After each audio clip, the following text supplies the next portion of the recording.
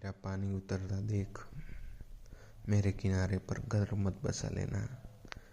मैं समंदर हूँ, लौट कर वापस जरूर आऊँगा। सब तो आपने सुना ही होंगे, जो और किसी ने नहीं, लेकिन महाराष्ट्र के तत्कालीन मुख्यमंत्री थे देवेंद्र फडणवीस जी, जो कि अभी हाल ही में सीएम बने हैं। उन्होंने 5 दिसंबर 2024 को शपथ ली है एज ए चीफ मिनिस्टर। तो मैंने इनका वीडियो इसलिए बनाया कि one of the my favourite leader हैं ये मॉडर्न युग में। और मैंने इनको इसलिए नहीं चुना है कि वो बीजेपी से आते हैं या मतलब मेरा उनके प्रति कोई ऐसा वो है कि वो भाजपा से हैं कि वो कुछ है। मैं सब कुछ आपको बाद में नीचे एक रेड ट्रायंगल दिया है, उसमें मैं आप लोगों को समझाऊंगा।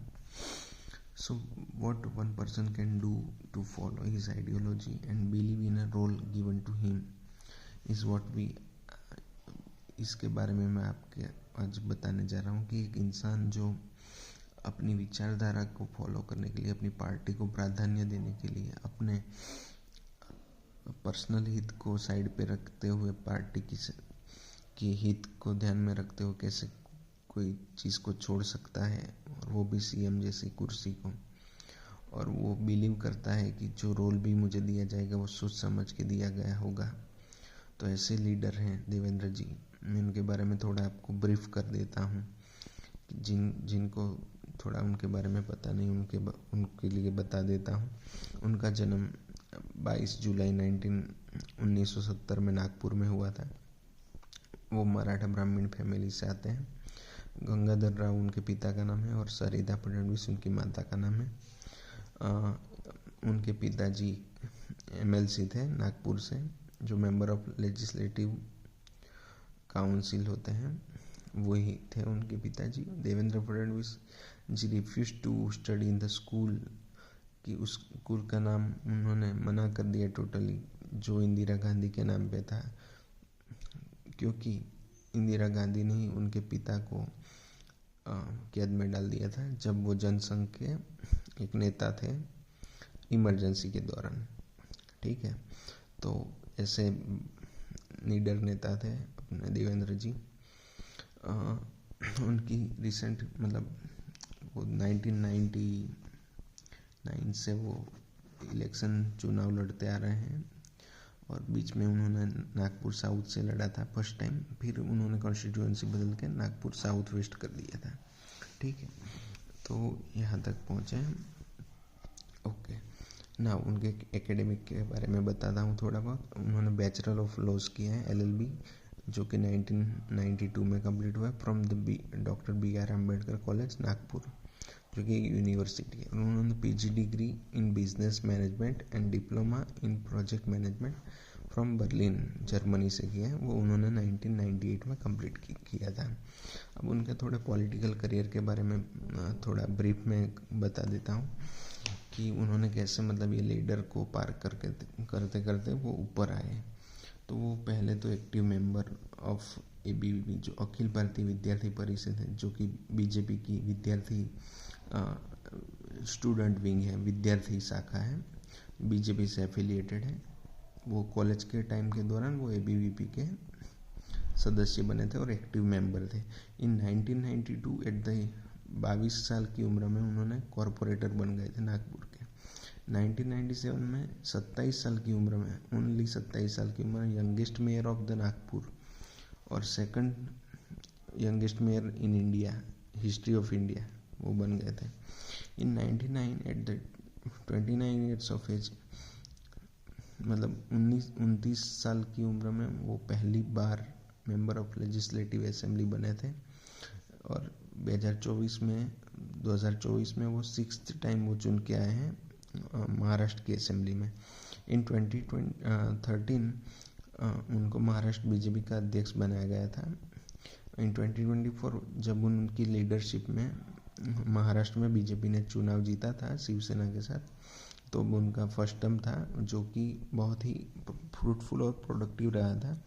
और वो फर्स्ट ऐसे मतलब सीएम था महाराष्ट्र के, जिन्होंने कंप्लीट 5 ईयर का टेन्योर पूरा किया था बहुत अंतराल के बाद, लगभग 40 साल के दौर मतलब बाद किसी सीएम ने अपना पूरा कार्यकाल पूरा किया था। और भाजपा के फर्स्ट ऐसे नेता थे जो कि सीएम बने थे महाराष्ट्र के। 2019 में उन्होंने सेकंड टर्म 3 दिन के लिए सीएम बने थे। फिर वो शिवसेना ने उनको मतलब स्टेप किया था और कुछ मतलब सीट वो खींच लिया था।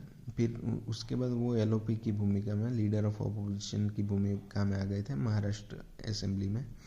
उसके बाद 22 में जब एकनाथ शिंदे ने जब उनको समर्थन किया तो हाईकमान ने डिसाइड किया कि आप डेप्यूटी सीएम बनो। और वो 2.5 साल तक, वो 24 तक अभी तक मतलब वो डेप्यूटी सीएम थे। और एकनाथ शिंदे जिनकी पार्टी को कम सीट थी उनको सीएम बनाया गया था, just because the central leadership told him to do that. और उन्होंने, अब मैं आपको बताता हूँ कि वो मेरे फेवरेट नेता क्यों हैं। उन्होंने अब हमेशा पार्टी हित को ध्यान में रखा है। उनको जो भी मतलब सेंट्रल लीडरशिप ने बोला है उन्होंने फॉलो किया है। उनकी लीडरशिप में बीजेपी 1 नहीं 2 नहीं 3 बार 100 से ज़्यादा सीट ला के कंजिक्यूटिवली 3 बार 100 से ज़्यादा सीट लाई है। उन्होंने हमेशा अपनी पार्टी को प्रायोरिटी दी है अहेड अपने इंटरेस्ट, पर्सनल इंटरेस्ट से ज़्यादा उन्होंने अपनी पार्टी का जो हित है उसको ध्यान में रखा था। He come from the humble background and just like he said earlier, मतलब उन्होंने पहले कहा था कि मैं समुंदर हूँ, मैं लौट कर वापस आऊँगा। तो बस उसी तरह उन्होंने इस बार सुनामी ला के रख दिया। 132 सीट्स वो जीत के आए बीजेपी। और एक तरफा मतलब जो इस बार का चुनाव था सबका मतलब खेल तमाम कर दिया उन्होंने। और वो एक संगठनात्मक नेता हैं। उनको संगठन कैसे चलाना होता है, क्या करना होता है, कैसे सबको एक साथ बांध के मतलब चलना होता है। और एक एक कार्यकर्ता को वो उनके जो हैं उनको नाम से जानते हैं, वो उनकी खासियत है।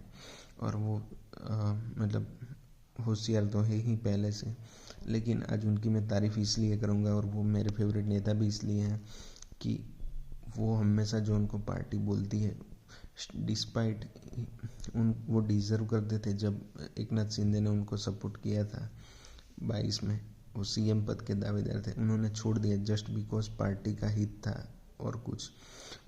और उनको लगा कि पार्टी जो बोलेगी वो मुझे करना है। उन्होंने कोई भी मतलब स्टिंग नहीं किया ऐसा, और पर्सनल इंटरेस्ट को साइड पर रख के खुद को मतलब पार्टी को प्लेस किया। Now he is come back with tsunami like third term as a CM 2024 में। अभी उन्होंने शपथ लिया 5 दिसंबर को, जो मैंने आपको पहले बता दिया है। So this is why I have picked him one of my favourite leader of modern time, right. मैंने आपको ये तो बता दिया। I wish him very good and developing tenure ahead as a CM of Maharashtra. may Maharashtra go ahead in his tenure, and he proved to be the effective leader, and he proved to be the strong leader in this 5 years, upcoming 5 years, right। आने वाले 5 साल में I am really happy for him to be back as a CM. मैं उनको पहले से मतलब जब उनको डिप्यूटी सीएम बनाया था तब से मुझे शौक लगा था कि उनको सीएम ही बनना चाहिए था, लेकिन आज मेरी इच्छा सच में पूरी हुई है और मैं उनके साथ हूँ। और मुझे अच्छा लगा कि वो वापस मतलब सीएम बने। तो अब आपके लिए एक सवाल है। ये Devendra ji second youngest mayor थे in Indian history. Then who was the first youngest mayor in the history of India? आपको कमेंट करना है और कमेंट सेक्शन में बताना है कि कौन था यंगेस्ट मेयर इन इंडियन हिस्ट्री। और धन्यवाद।